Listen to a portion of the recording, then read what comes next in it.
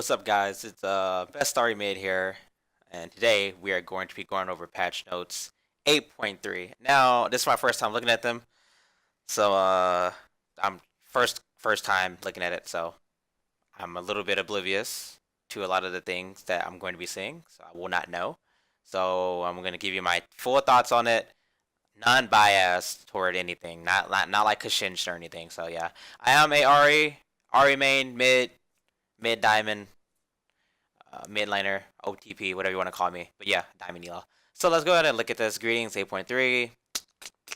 Swain, yeah, Swain not nerfs, but Swain changes. Perm banning Swain in solo queue. Alright, update launches with da da da da. I've only seen the spotlight of it. He's gonna get banned from me in every game, cause that's simply because I don't want people to pick him, and I don't want him on an enemy team either. Don't want him on an enemy team. Don't want him on enemy. Like, I don't want him on an enemy team or on my team. So it's as simple as that. But yeah, I was supposed to make a video on this guy, but I didn't get to it. So that's kind of why I'm making this patch note video. Like, there's like a lot of other people making patch notes videos, but this is just so I can have content on my channel. So yeah, moving on. Azir nerf.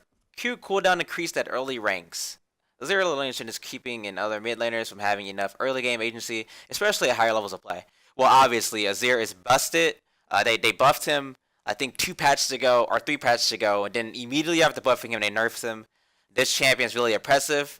I think he's like the fucking, excuse my language, he's like the Kalista of mid lane. You know, Kalista's this unique AD carry. Well, same thing for Azir. He's this unique mid laner that's very strong in team fights in lane. So, you know, it's good. Cooldown cut from his Q, which I believe Q is his little thing where his soldiers dash at you.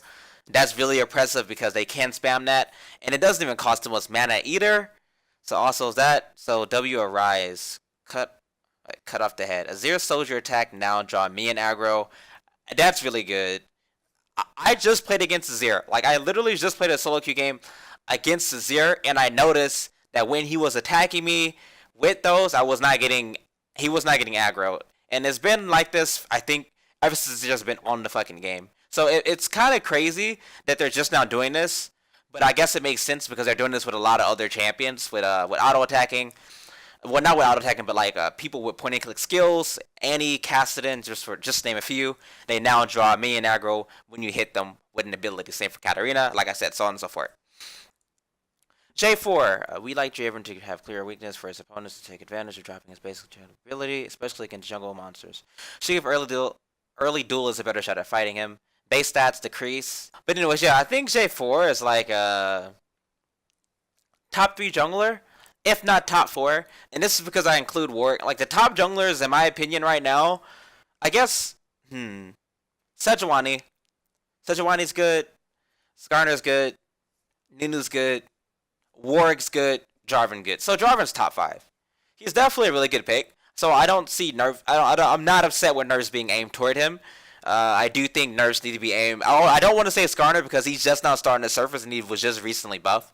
No nerfs towards Nunu, but maybe they can nerf Sejuani even though she just recently got nerfed. She still is that go-to like jungler and she's pretty strong. So yeah, curtain call Jhin. Jin's gonna always be bad.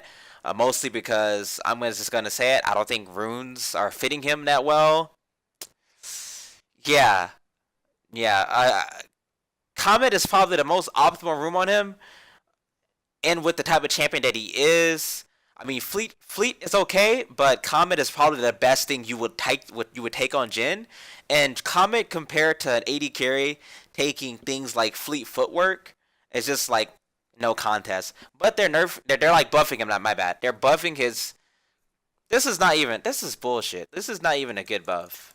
Curtain call buff. Woo. Okay. Base damage. Cabinet nerfs. Good. Kat is really strong right now. She's like top 3 mid. She's always going to be a top 3 mid until they just gut the champion completely.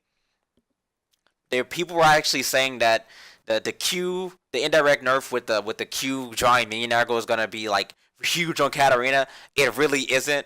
Actually, that isn't huge on like a lot of champions right now. It's not really a big deal because that's something you can easily play around. It just makes it laning for them a little bit easier. when they didn't get minion aggro, now they just have to take minions into consideration, which isn't a hard thing to do, which means that it's not really that much. Passive damage decrease by a little bit. 60, ooh, it's like 7. Wow, okay.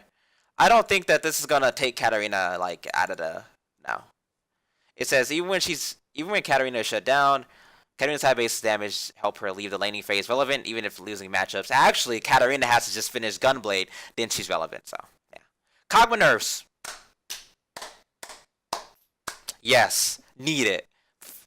I hate this champion. In fact, it's like if they pick Kog'Maw on the enemy team, if they link it with Lulu, it's a done game. Don't even play, just dodge.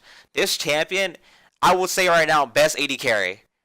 Or yeah, currently the best AD carry. Patch 8.2, best ADC. But 8.3, I'm not sure if these nerfs are going to really hurt him.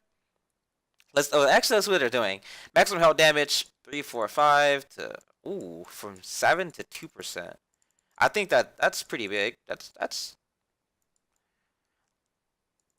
I still feel like they could do more. I don't really play Kog'Maw. I don't understand the champion that much.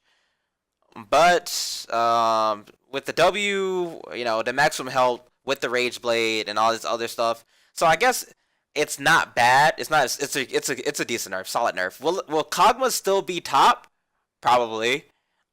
I'm gonna probably still ban him.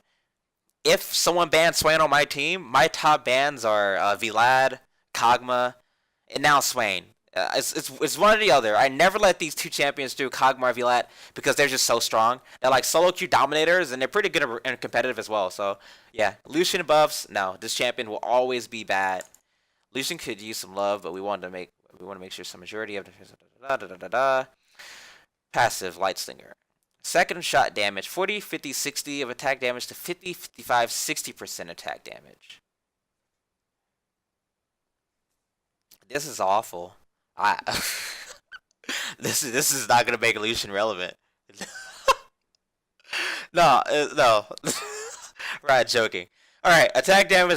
Second shot crit damage. 50 to 70. That's a 25 increase. That may be good. This is maybe what Lucian needs, right? The 75% increase for crit damage, right? That is good. But this right here, I'm not sure. I'm not sure if this is even, what?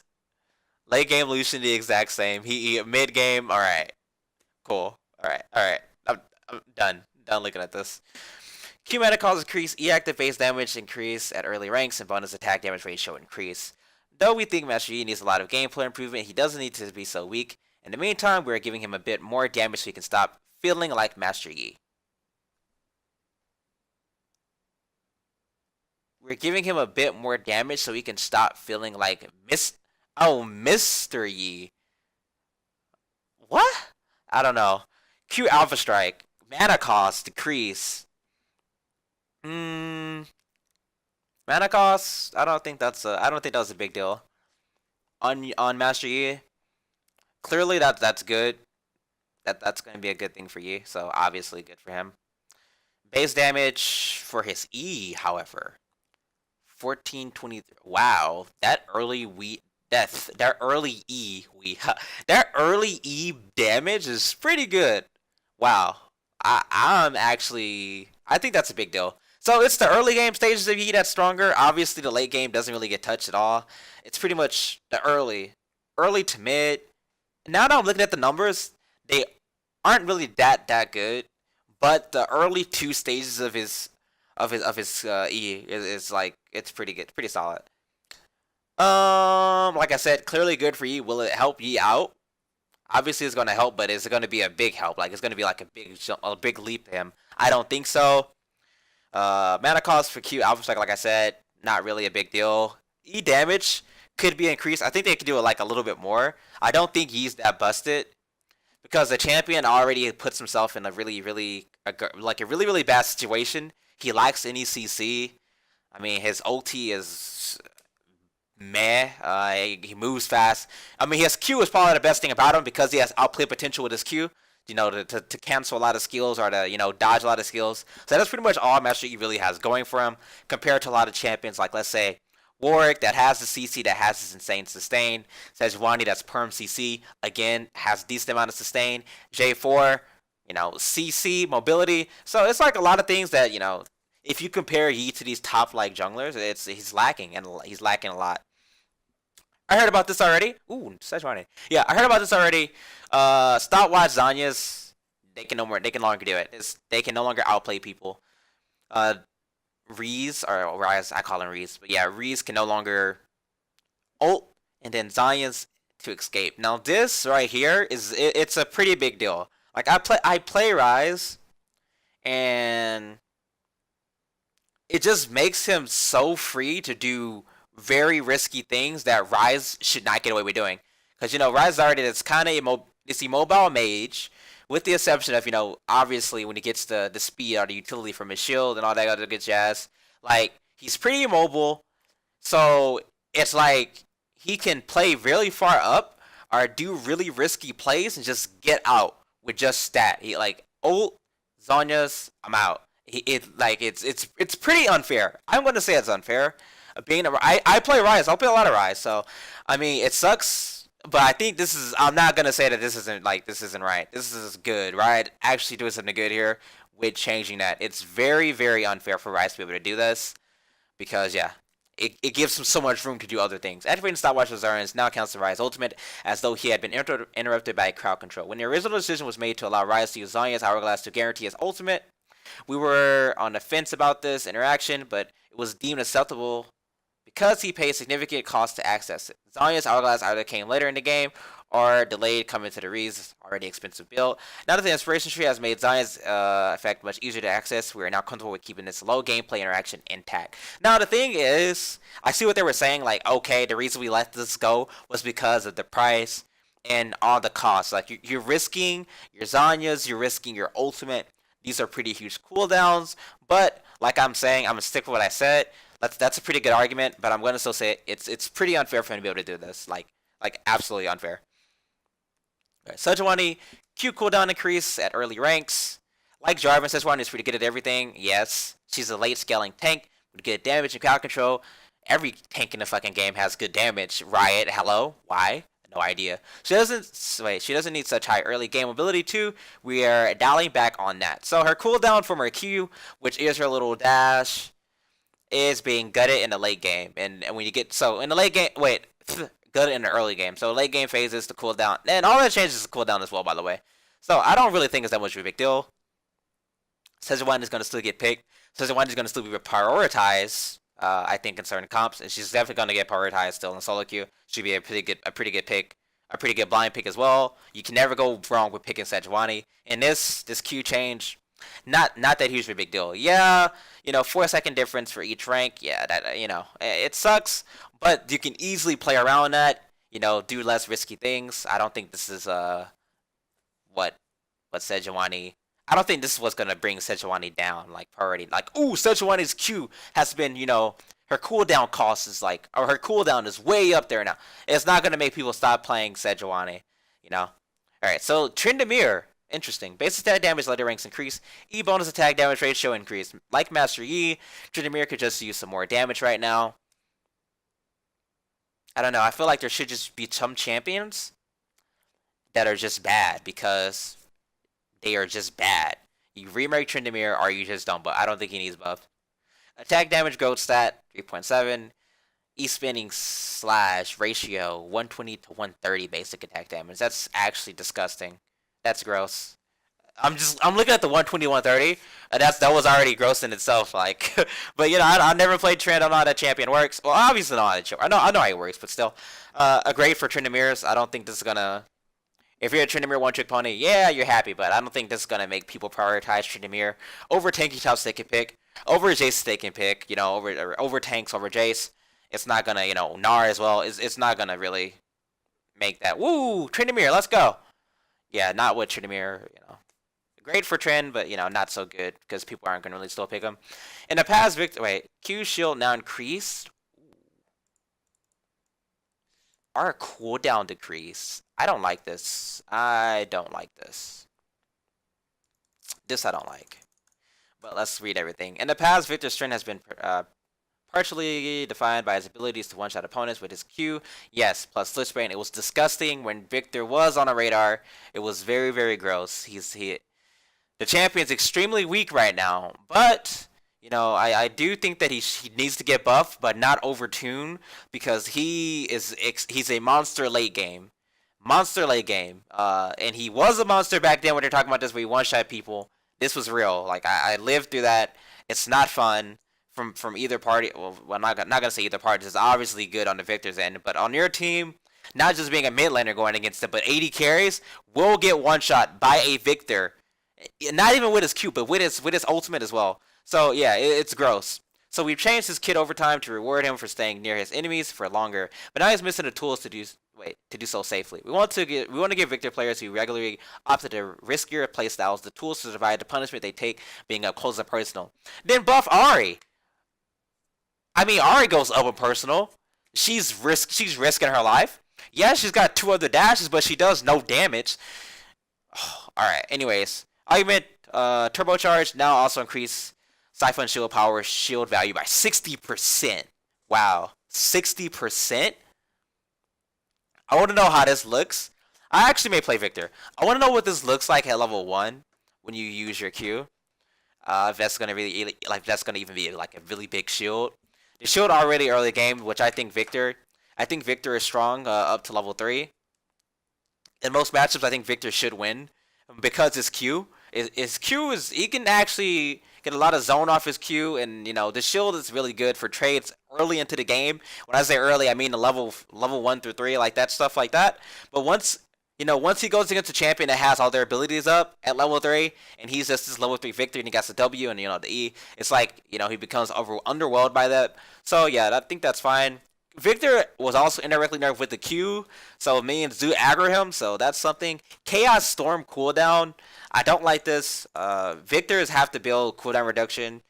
I mean, cooldown reduction is friendly in Victor's kit, right? If you get this and you cut this down 40%, let's say you run Ultimate Hat for some reason, you run Cosmic Insight for some reason, this ultimate is going to be on a very, very low cooldown, and his ulti hits everything in sight. Like, everything will get hit, and it's all the same damage. So it's kind of gross that they would do this to Victor's R. I don't like the Chaos Storm. I don't like the cooldown changes on it. His Q, that's cool. Buff some other early game stuff, Tim. But like during the cooldown to Victor's R, I'm not really liking it because there's a lot of things, man. His R can be used for wave clear. And now he doesn't really get punished that much for his R being down for wave clear because it's such a short cooldown. And like I said, his R does it's good zoning. I mean, his ulti is really it's a pretty good ultimate, right? It's a good ulti. You can control it from like it's like a certain range. Actually, I think you can control it from wherever. It's like you just move it around and stuff like that. So his ulti is actually pretty good. But because of how weak Victor is, I'll see how this is, right? Like I said, I'm gonna play Victor. Obviously, gonna be abusing it. I think that this is probably an overtune with the Chaos Storm being to such a low cooldown. I didn't know that the base cooldown stats was 100 seconds. That obviously does suck. But at the end of the day, you gotta take into consideration the items that you do build. The Lich Bane will get some CDR. Some occasions he will be building. You know. Zanya's, that's more CDR. He will be building sometimes Morellos if he needs it. Also, I saw a little glimpse of 8.4, and if 8.4 is going live, literally every champion is going to be building CDR because CDR builds into every freaking item for some reason. So that's going to be more crap coming from from champions like this that have this low cooldown. But yeah, maybe I'm just complaining because I don't like Victor. I don't like him, but I do think that he needs buffs because he's really weak and it's really unfair for all these other champions to get love and Victor gets none. Zoe cool. Oh, another Zoe nerf. Nice. Puddle Star current cooldown doesn't give opponents long enough windows to take advantage of. That's true.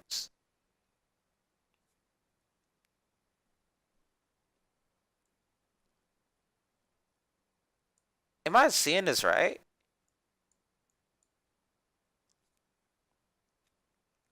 They barely nerfed her. They barely nerfed it by 1 second.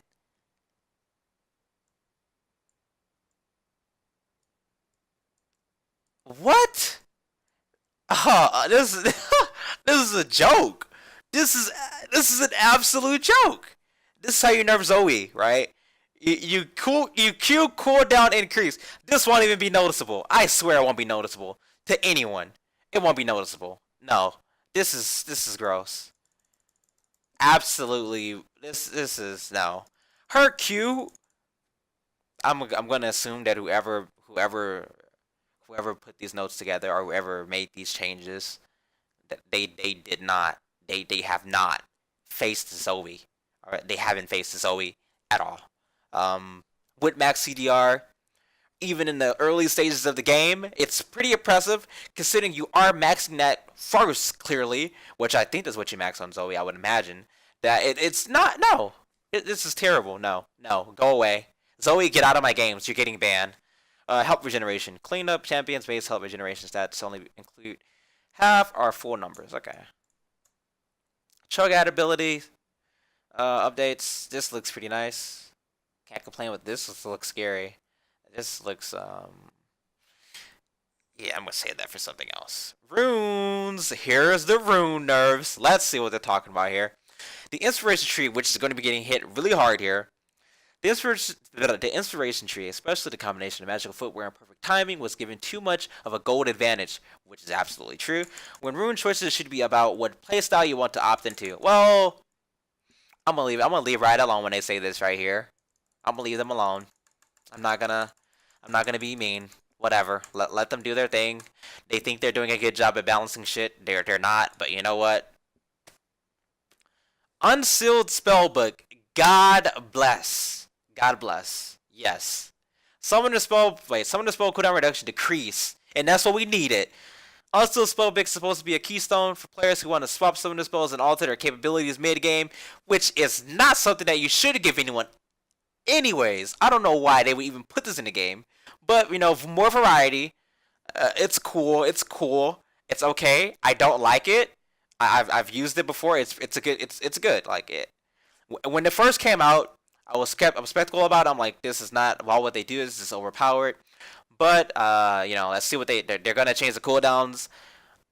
All they're doing is changing the cooldown reduction, which I think maybe they should be more punishing with how many charges you get. Maybe like one charge every like 10 minutes, maybe, because people opting into all these spells in and out. It's not fun. But yeah, turns out that was reduction is good even if you never swap all game. And yes, that's also something big. People are just taking the unsealed spell book, not to change their keystones, but just so they can have 70-second ignites, 1 minute 2 minute flashes, 80-second TPs. Unfair, not right. But you know what? They touched it. That's good. 25% to 15%. That's 10% CDR. You still get that with Cosmic Insight. You still get Boots of Lucidity. So you're still sitting at a pretty huge amount. So I don't think this is a good nerf. I think maybe they should have brought it down to 10. They should have maybe gutted it or like reduced it by 15%. That's what I would have done if I was over it. But yeah, magical footwear obviously good. People, if you guys have the question, what do you go, or if you're wondering, what do we go? Do we go spell book? I mean, do we go for when we go under the inspiration tree? When we go under the inspiration tree, do we take magical footwear or do we take the hourglass? You should always take the hourglass. It's just too huge, and the boots isn't really that much of a big deal. You get more gold out of the out of the hourglass. Also, you get a free Zanyas, which is that's great. Boots are really really cheap anyways, and building boots early for some champions is really rewarding. The early boots or the magical footwear letting you wait 10 minutes is very it's dissatisfying to wait that long for boots when you back and you have like a 300 gold curve, or you need to just get boots now and you can't get it. It's very unfortunate. So I do think that's pretty good. I I'm a little curious why people run Celerity. And I think people ran Celerity, or like everyone's running Celerity. I think people run it because of magical footwear. So I want to know if that's gonna. I want to look at how the pros do it and how the Koreans do it, and see if that's gonna change up a little bit. But yeah, perfect timing. Oh yeah, let me go back and read this. Magical footwear, da da da da. They added to the same tree. In the context of decreasing the amount of gold advantage this tree gives, moving perfect timing magical footwear will force players to choose between them, will also be reducing the overall gold advantage both runes gives individually. Alright, just for clarity on which runes are in which tier now. Removed, da da da da, no longer grant 50 gold reduction in cost to upgrade boots. What? Wow, okay. Uh, perfect timing, contribution toward upgrade. 250. Sell value 20 gold? Wow.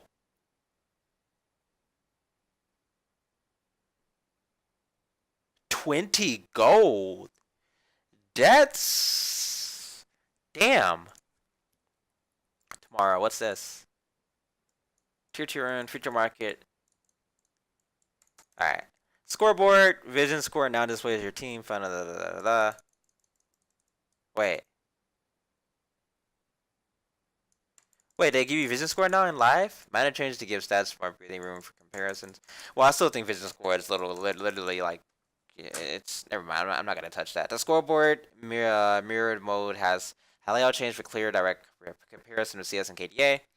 Rune features, hide preset praises work and champ select. Wow. The keystone chosen now show up at the end of the game screen. I'm surprised this it's just now being fixed. If you switch out the primary style with ending rune style, it's actually for the rune secondary style will persist. Alright. If you switch out your primary style while you're editing runes, your selection for the secondary style will persist. Ah. There will be new animation in the page editing screen if you don't have low spec mode. Cool. Rotating game modes, da da da da, bug fixes, da da da da, and obviously the new Lux skin, which is my god, look at that. Anyways, but yeah. So, anyways, there goes the patch notes. Hope you guys enjoyed it. Hope you guys actually watched all of this. Interesting patch. I don't know how I feel about it. Like I said, some things needed to happen, like the buffs, like the nerfs. My apologies to Azir, to Kog'Maw, to Sejuani. Even though the nerfs for the Sej was not big, the nerfs to Zoe was not big. Katarina were not that big. Swain, obviously, I think this is a really small patch. So yeah, thank you guys for watching. Be sure to like if you like the video, obviously subscribe if you haven't subscribed already to see more weekly videos. I will be uploading a lot more weekly. I do want to do patch notes every now and then, even if they don't like rack up more views. I just want to have it from another perspective. For me, let my people know. Let my peers know how I feel about the patch notes. So yeah, thank you guys so much for watching. Make sure you follow me on Twitch, twitch.tv/csil. No, twitch.tv/beststory_mid_. Almost did my old name there. Links to everything will be down below. So thank you guys for watching. Really appreciate it. Best Story Mid out. Take care.